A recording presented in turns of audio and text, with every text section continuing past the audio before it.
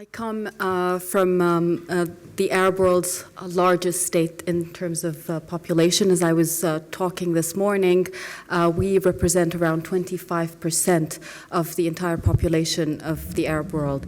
Egypt also geographically on the map is at the heart of the Arab world and was also at the heart of the so-called Arab Spring.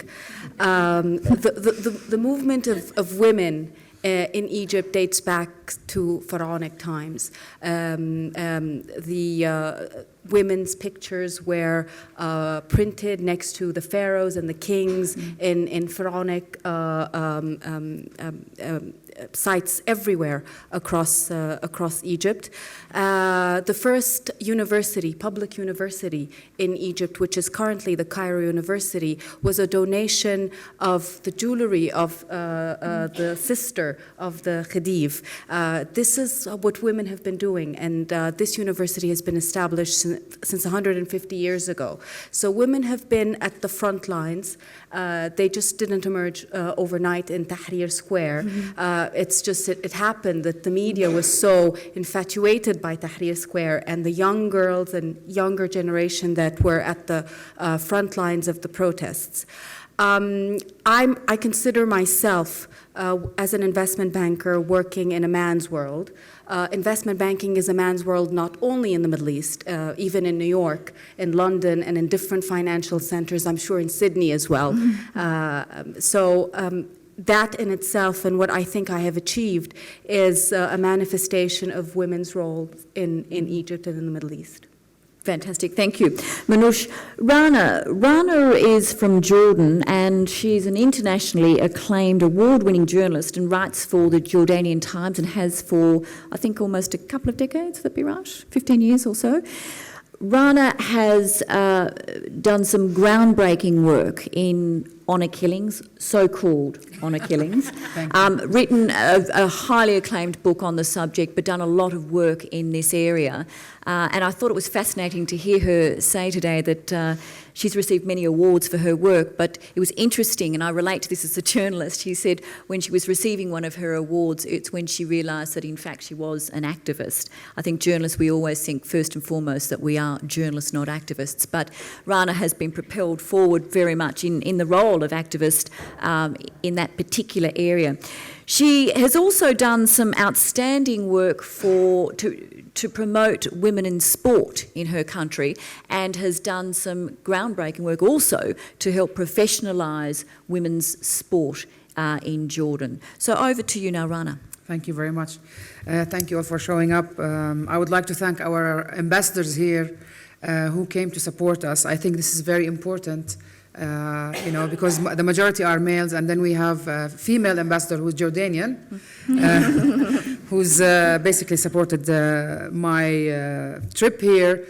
And I will start with her to show you that in Jordan we've gone a long way in the women's movement. We have two female ambassadors. At one point in time, we had a deputy prime minister and minister of planning. This is a very, very important post. We have, in almost every government, we have women. This time we don't, but I think the government is being formed, and hopefully we will have more women. We have women serving in the judiciary branch, around 150 women judges. One of them is serving in the International Court of Rwanda. They're presiding over courts. We have police women directing traffic. This is maybe for you is something normal, but for us it's something relatively new, around 5 or 6 years. We have now women who've joined the SWAT force. SWAT, this is also an achievement for us. In terms of the illiteracy rate in Jordan is very, very high. I think around 97% of women are illiterate. And the education, the enrollment in universities is around 60%. The problem lies with the labor market. The unemployment rate is a bit high, and their participation in the labor market is still low. So this is one of the problems we have in Jordan. Now quickly to talk about my work, and then I'll turn it over to my colleague here. I've been a journalist for the Jordan Times for around 19 years. My life has circled around the issue of so-called honor crimes. I got involved by coincidence in this issue. I was appointed by my editors as the crime reporter. I don't know, is it my height? Is it my... And I just fell into this issue because of a sad story. But anyway, when I started reporting, at that time, really nobody was talking about this issue. It was taboo. 18 years later, a lot of things changed. We fought against people who kill these murders. We wanted to raise awareness. We wanted to change the laws because back then, men would get 3 to 6 months for killing a female relative, most of the time in premeditated murder. Now the law has, not the law, the application of the law has changed. Now the minimum is 15 years. Imagine, from 3 months, now we're saying 15 years in prison. This is very, very, to life actually, from 15 to life. Most importantly, we worked on changing the attitudes of people. Now the number of people who are rejecting these murders has increased. Okay, and this is very important, to change the mindset of people. Because if you impose high punishment, it doesn't mean that people will stop committing crimes. But we are working on the mindset, we are working on people's attitudes, and this is very important. And I can say that we've accomplished a lot, be it by the civil society, the government, even the royal family were involved. We got everyone involved. Actually, we pushed everyone to get involved in this issue. So I always say there is hope, and later on, if you have any questions, I'll be more than happy to take it. Thank you very much. Terrific, thank you. Rana, Hanaa. My first encounter with Hanaa was seeing her on television in a news story where she had confronted, I think is probably the best word, the Iraqi Prime Minister at a public meeting and was mounting a one-woman protest effectively and was howled down by a lot of people, and it really caught my eye and I thought, this woman is ballsy. So when I finally got to meet her yesterday and saw she's actually quite short, I thought she's even more ballsy. Hanaa is an activist, obviously. She's been an activist for the last 40 years in human rights, in women's rights and democracy. She sits on various committees, but particularly on advisory committees on Human Rights Watch and the Open Society Institute in the Arab region. And she's co-founder of the Iraqi Women's Network, which is a very large umbrella network for Iraqi civil society groups and NGOs. And she's very active in a civil society initiative to preserve the Constitution. Hanaa. Yes, thank you. I'm so glad to be here with you. Today in the morning we have really a workshop which was very, I would say, vivid, and today also with you, where I feel really very delighted that to be in Australia within the 10th anniversary of the invasion on Iraq, and to see and to learn about the Australian people. They have really fought against the invasion. They fought against invasions, and they are going to celebrate tomorrow, as I know that in Canberra also that's the Australian inquiry or Australian Iraq war inquiry. This is which I feel it is really a wonderful thing that the international solidarity with Iraqi people still is vivid, and we have really to make people that they have invaded the country to be responsible about what has happened in the country. Anyhow, I feel from my whole lives that defending, human rights and especially women's rights, which I feel it is essential in my country, Iraq, as well as in Arab countries.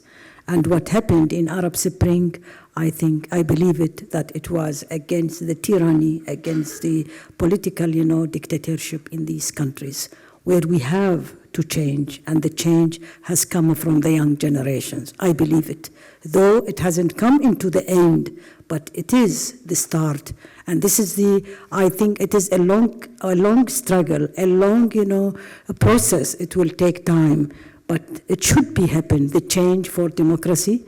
And democracy, it doesn't mean only constitution and elections.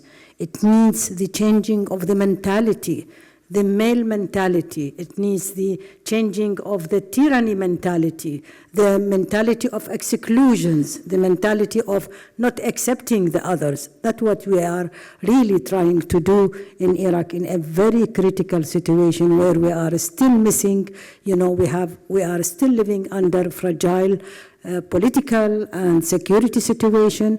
We are still, facing everyday violations of human rights. We are still also facing with the terrorist, activities or insurgents. We are facing every day also with the second phase of the terror, which is the corruption. This is, if you add for that the situation, the status of women during these years also has been in a setback. And though that we try our best to work on the women to be in the political decision making, where we have now, 25% of our women, they are in the parliament, in the seat of parliament, 25% of women, they are members of the local governments. We had before in 2005, we had 6 female ministries, though now we have only one female ministries. We have now an increasing number of judges, but anyhow, we feel this is not enough. We have to fight also for women to be, gender equality, gender mainstreaming. It should be all over the policy of our state, as well as on raising the level of education inside the society. So, as I am representing one of the NGOs called Al-Amal, Iraqi Al-Amal Association, which it means hope. And this is with intention. We want to plant hope in our society. Hope of change, hope of freedom, hope of respect of a human being, hope of gender justice, and hope for peace. And this is what we are trying our best on that all the time. Thank you. Thank you very much, Hanaa. As I said, don't underestimate that soft voice. I don't think the Iraqi PM knew what had hit him. Sitting at the end of the panel is Houriya. Now, Houriya is from United Arab Emirates, and she is the first female surgeon in the UAE and is a breast cancer surgeon. Houriya has done some marvellous and, again, groundbreaking work in breast care prevention and treatment, and most importantly, awareness in the UAE and more broadly. And she certainly came to my attention when a documentary that she made won a couple of medals in New York at the DOCO conference, which of course is everyone's supreme goal to get your documentaries into that competition. And not only did she do that, but she won medals. She won a silver and gold, I believe. Two silver, 2 gold. But what was really amazing to me was it was a fabulous doco on breast cancer, but she wasn't allowed to show a breast. And she managed to do it and pull it off and make this very, very powerful film. So now over to you, Houriya. Thank you. And good evening, and thank you for your attention. As Virginia said, I am a breast surgeon from Dubai in the United Arab Emirates, and I was brought up in the usual sheltered way that women are brought up in the Middle East, and somehow managed to find my way into a very male-dominated field, probably more so than investment banking, but that is a whole other story. And the only thing I can say is sexism is alive and well in the field of surgery. When I came back to Dubai, I qualified in Dublin, Ireland, where I went to medical school. When I came back to Dubai as a surgical intern, it's there that I knew I wanted to be a surgeon, but I thought a general surgeon. And while I was an intern in the public hospital in Dubai, I came across some things I had never seen in my life, really, really advanced cases of breast cancer. I'd never seen it. I've seen it, not in real, but I had seen it in textbooks from, my father's a surgeon as well, from his generation.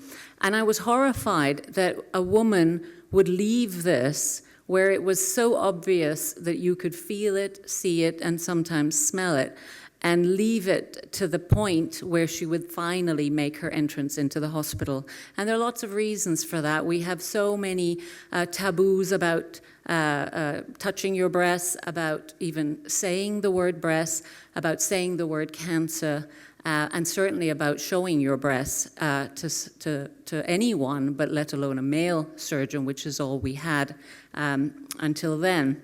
So this is what kind of propelled me to go back to the UK and train first as a general surgeon, then as a surgical oncologist, and finally subspecializing in breast cancer.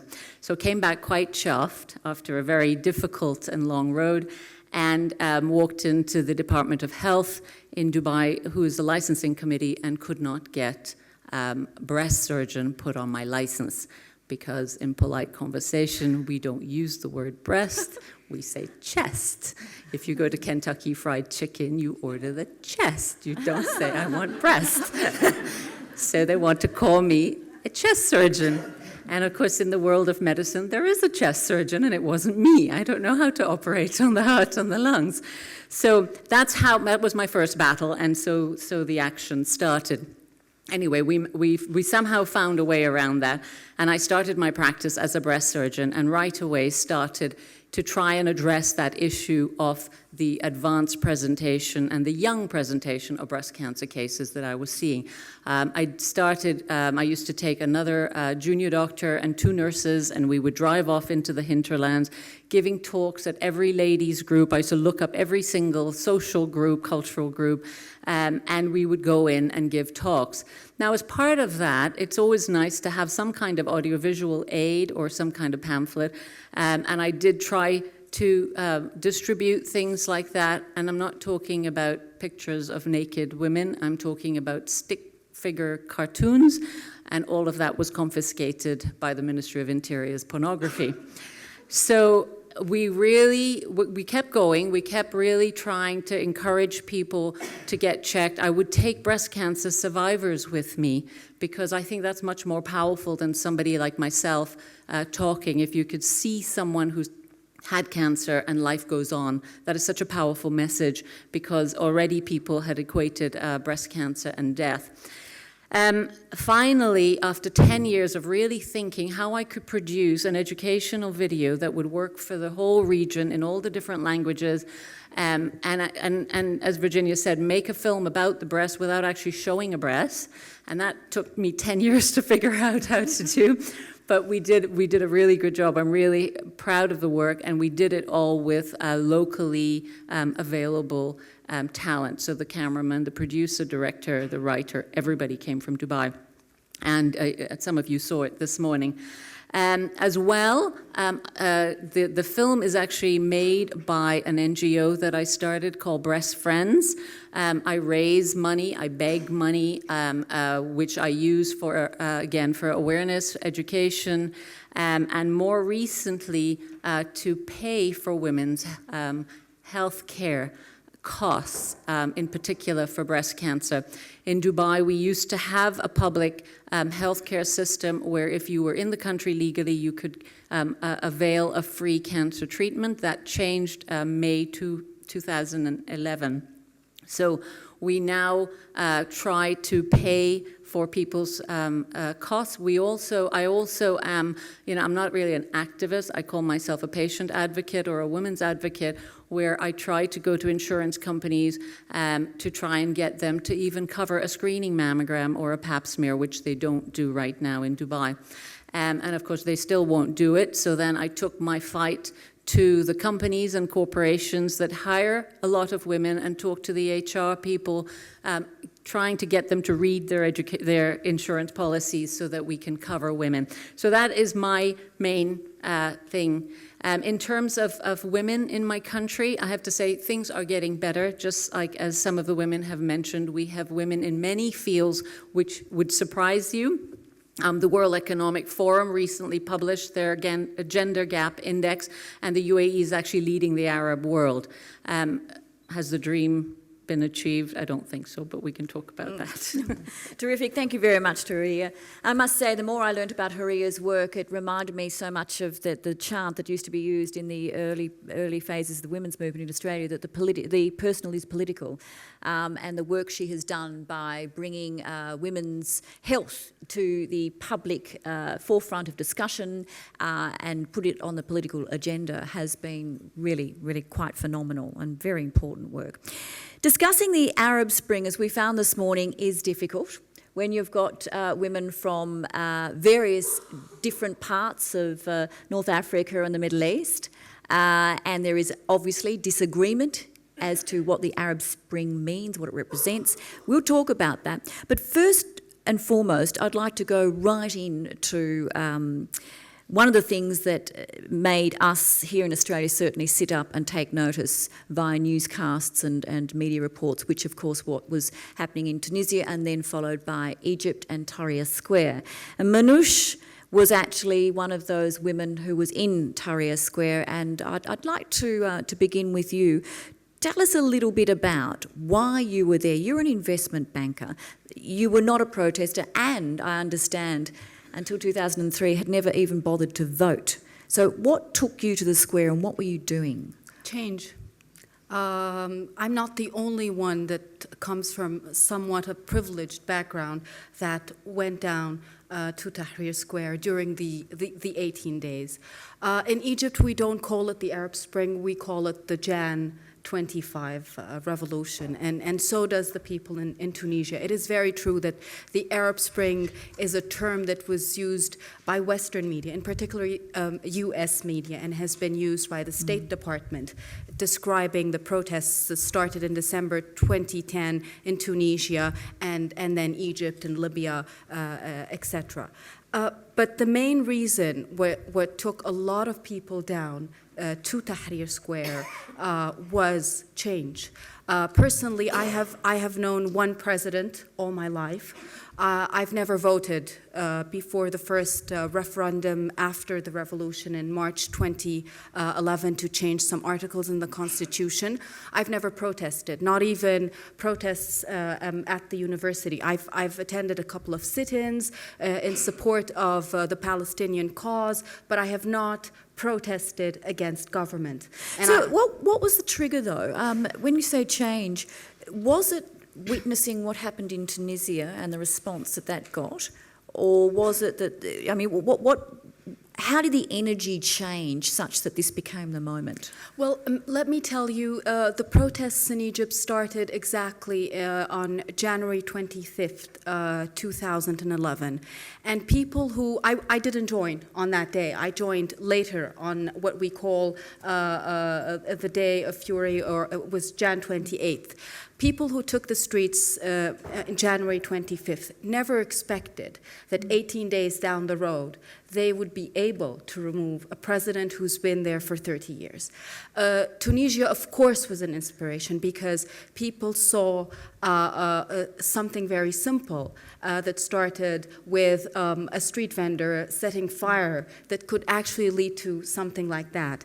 And it was an inspiration, but the demands for January, on January 25th, was not to bring down Hosni Mubarak. They were more of requesting freedom, social justice, economic equality, and human dignity. It was they chose that particular day because it was a public holiday celebrating the police, the Egyptian Ministry of Interior, that has actually been involved in a lot of violation of human rights, killings. There was a young man a year before that, actually 6 months before that, that was beaten brutally, publicly, in the streets of Alexandria, and he died. He was not even 30 years old. And there was a page on Facebook that was in support of this man that started this initiative of we will take down the streets to protest police brutality, to request social justice and economic justice on January 25th, which was a public holiday. And then the police went down to backlash at these protesters. And they expected that people will go back home. And the result, and possibly because what happened in Tunisia, people kept coming and going down. And on... Can I just, sorry to interrupt you there, but I'm curious as to what made you continue when it did start to get violent and it became quite apparent that there was going to be a massive pushback. On January 28th, it was the most brutal of all of the protests. What happened is that on Thursday, and I think this is, we call them the old regime now. This is the old regime's biggest mistake. They cut down the internet connections, and they cut down the mobile connections. So we have three major mobile operators in Egypt, including an international company, which is Vodafone, and it was requested for security reasons, national security reason, to shut down all kinds of communication. And at the age of Facebook and everything, we had to communicate with each other via phone, via landlines, which we haven't been doing for, I don't even remember when. And I think that a lot of these younger people, suddenly they were unable to connect on Facebook, they were unable to connect on Twitter, and they just started. I mean, you took... That was just going too far. Absolutely. You took it from... You took something that was there, and the larger part of this revolution was the younger people, and I'm sure you've seen the pictures. There were all people under the age of 30. Some of them were even 18, very young people, and they just went down there. Some of them were actually tweeting from Tahrir Square during the 4 days via proxies in Cyprus and Greece, and most of the tweets that have been published after that were done via friends and international calls to describe what was happening. I must say, I sat up for nights following the tweets, and it was one of the most extraordinary experiences I've ever had as a journalist, watching this unfold and seeing the videos and the photos come in. And I had a couple of friends over there, and I actually remember sitting there at 2 o'clock in the morning looking out into the dark thinking, this is changing the world, which it was. But before we get on to, I also want to talk about the violence. Before we do, I want to throw this over to the rest of the panel. Now, you all represent countries that haven't had revolutions, but I'd be interested to know, we all would, what was your response as you saw this unfolding in your countries? Now, I'd like to hear from all of you on this. Hanaa. Yes, it was really something which we admire, that people, they have broken the silence in the Arab countries after years of, being silent and being, under the tyrannies and under dictatorship in different Arab countries. We were also, for 2 years before that, we were as civil society organizations, we raised many issues on human rights violations. So we took this initiative that we were distributing our memorandum about to the Prime Minister and to the Parliament and to the judicial system and to the President about what is going on in the country, concerning the human rights violations, concerning the corruptions, concerning the failure of the public services, and concerning also the sectarian political system, which has really brought for us a lot of, problems. So we felt this is the time now, and the young people, they started organize, and they call for demonstrations, and we have in Baghdad also Tahrir Square, where we started that. It was, beginning of February. That was the first, inspiring by the Egyptian brothers and sisters. The young people, they move into street, and then we call on 25th of February, it was, on the first anniversary of 1 month after the 25th in Egypt. So we called a very big, demonstration in Baghdad, which was really amazing. Thousands of people were in the street in the Tahrir Square. And our slogans was against, for the reform of the policy of the regime, for the against the corruptions, against the human rights violations, against the failure of the public services, and also for the against the sectarian build-up of the political structure.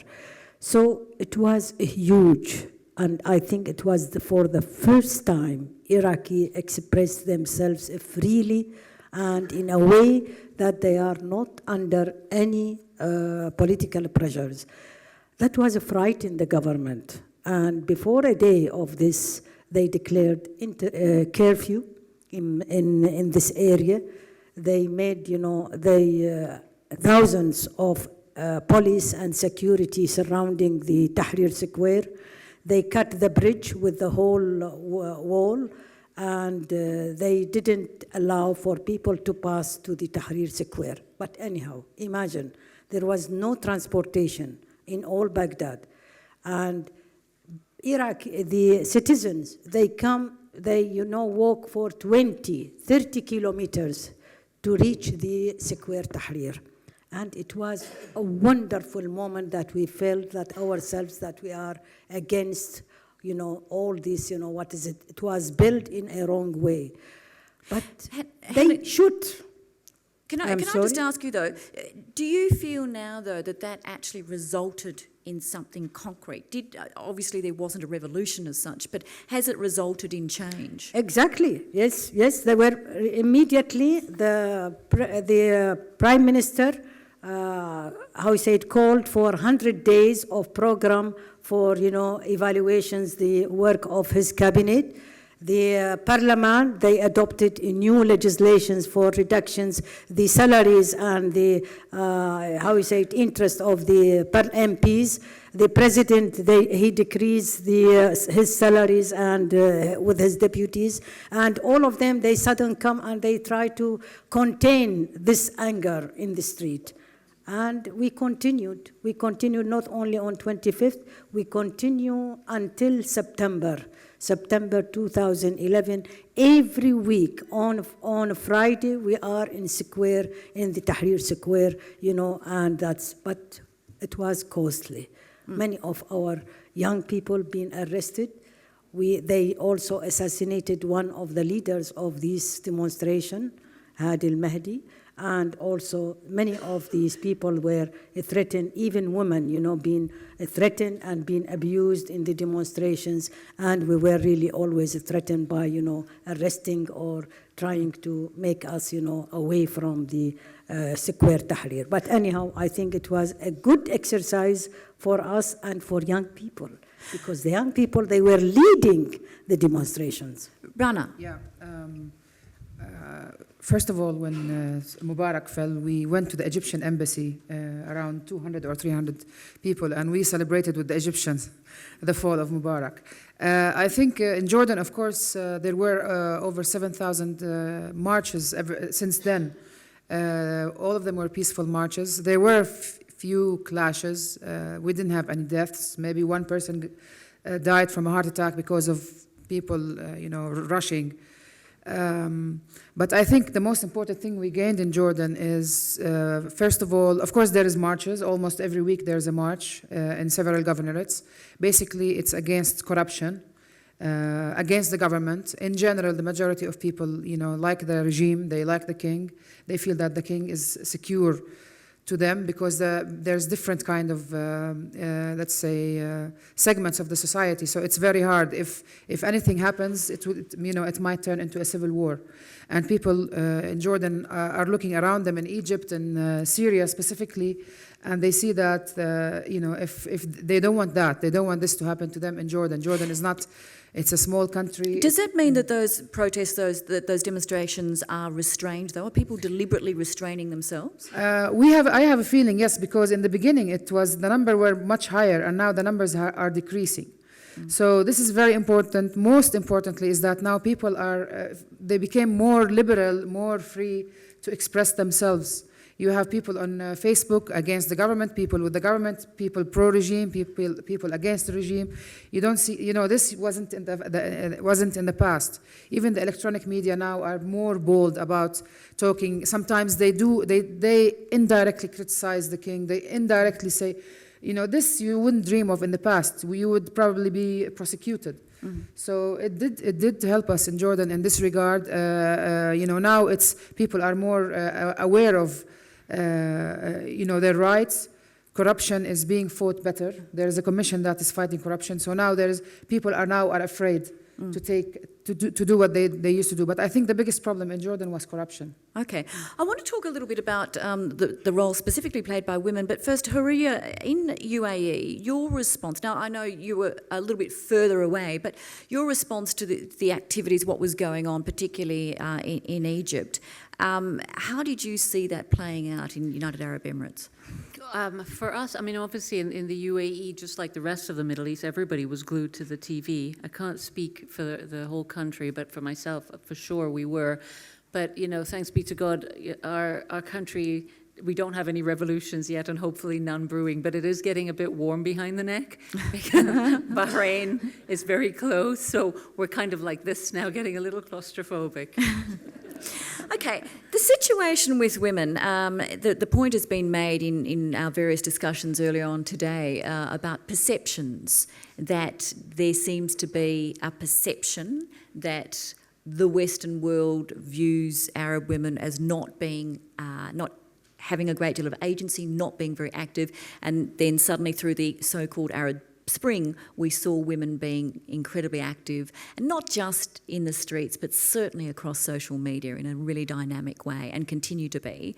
But we also saw women withdraw, particularly again from Egypt, after that iconic image, I guess we call it the blue bra shot, but you'll recall the horrible shot of a woman being dragged along the ground with her hijab over her face, which fortunately covered her face, but her underwear had been shown. She was wearing jeans and runners. Yeah. And she was being brutalised. Now, for me, that was just one of the worst images I think I have seen in reporting media. Women seem to disappear from the public space after that. Is that the case? No. On the contrary, people have actually idolized this girl. They call her Sitt al-Banat, and she refused to reveal her name, and she chose to keep it secret. And even the people who knew of her never revealed it. But she's highly regarded, and there has been a lot of protests, women-specific protests, in support of her. And there have been general protests by men and women going down to different areas across Cairo and Egypt to support her. There's been also protests in celebration of International Women's Day. There was also, though, a reaction to that, though. Women who came out on International Women's Day were really heavily attacked.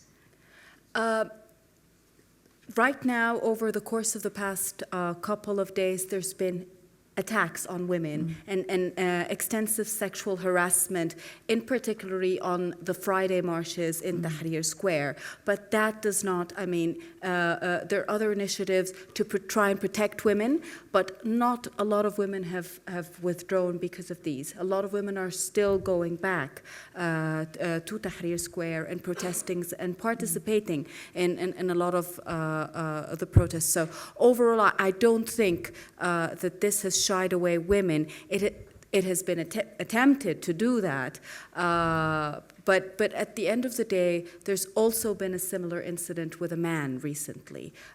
Maybe that was not highly publicized in the international media, but a man was also undressed and dragged in the streets in front of the presidential palace by the Egyptian police recently. So it's not only specific to women. It's general brutality against protesters.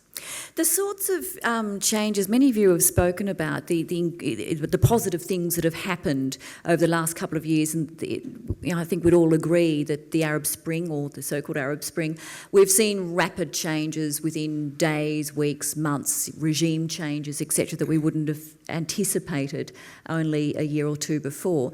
But with the rapid changes and the advances, or the encouraging things that has meant for women, are we also seeing a backlash, though?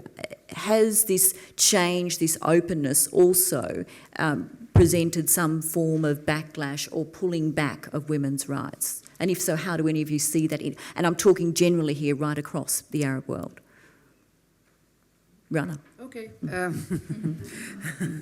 I think there's been some attempts in several countries, to take gains, to strip women of their gains.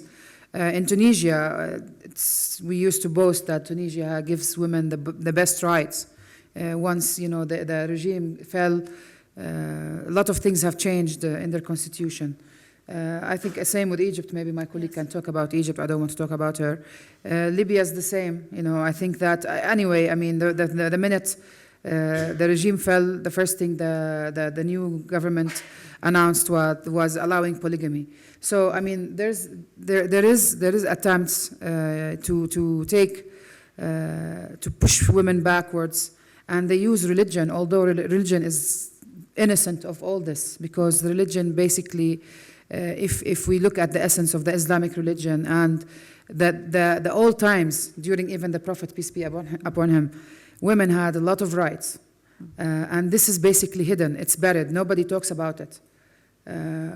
So basically, the misuse of religion, they use the religion as an excuse, and the problem is you cannot question anything related. They tell you this is religion, so you can't say anything. So if you say something, it's like you're, an infidel or whatever. What's your take on why that's happening?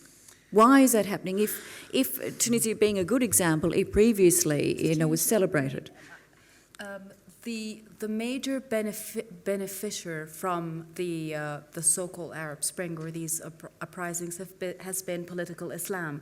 An Islamic government rose to power in Tunisia and as well in Egypt on a parliamentary level. The Freedom and Justice Party, which is the arm of the Muslim Brotherhood, is the majority party in the parliament, and they are also put forward a president who is elected, a former member of the Muslim Brotherhood. And these are among their beliefs, like it or not. There has been a backlash of women's rights. We had more participation of women in parliament. We had 12% of the Egyptian parliament before the Egyptian revolution. Now we have 2%.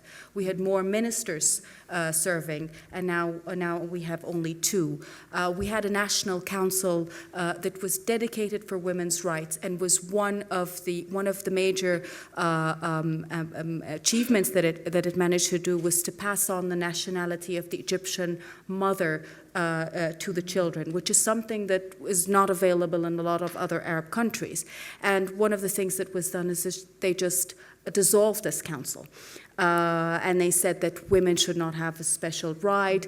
And among the claims was that this was very much part of the old regime and the First Lady, Suzanne Mubarak. So are women rising now to push back against that pushback? They should, and and maybe things that were taken for granted before will allow a lot of other women that didn't participate, like myself, try and fight for these rights. And once gained again, or even protected and kept, no one will be able to take them from you again. So.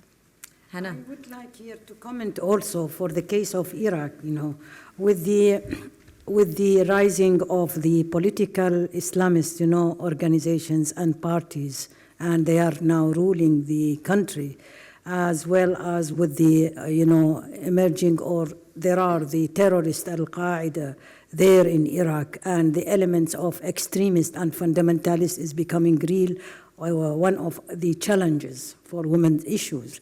And this is under the name or under the pretext of Islam and under the pretext of religion, that they try to make women be set back, And this is what we are facing, So for that, and not only that, also with the absence of the rule of law, the emerging of the tribal traditions and qaba'il, it is one of the terrible things that it is not a state rule. It is the ruling of groups and ruling of sectarian and ruling of politicized parties with the, under religious ideology. It is what we are facing as women's movement in Iraq. We try to make, them that it is not the real what it is you are speaking. We have our traditions as Iraqis, we have our cultures, and women, they were always, in the forefront, in the building the countries and in the change. So we felt that This is what we have to face, and to make the same language, to use the religious language, and to use the human rights, versions in our awareness that it is not the way to make, to build our state of law and to build a civic state in Iraq. That's what we are fighting for, to build a civic state. We are not a religious state, sorry. And that's what we fight, that the constitution should really emphasize on the equality, emphasize on the equal opportunities for all, emphasize on the rule of law, emphasize on our, understanding what does it mean democracy. Democracy, it means that everybody has has his space, and the rule of law is being, built, as well as that the people, that they have to choose, and the separations of power. This is very essential for us, and this is not easy. But I think that it will continue, our struggle will continue. And we have a good chance, especially, as I mentioned, with the young generation. Young generations, they want to live in the present. They want to build their future in the present situation, not in the past.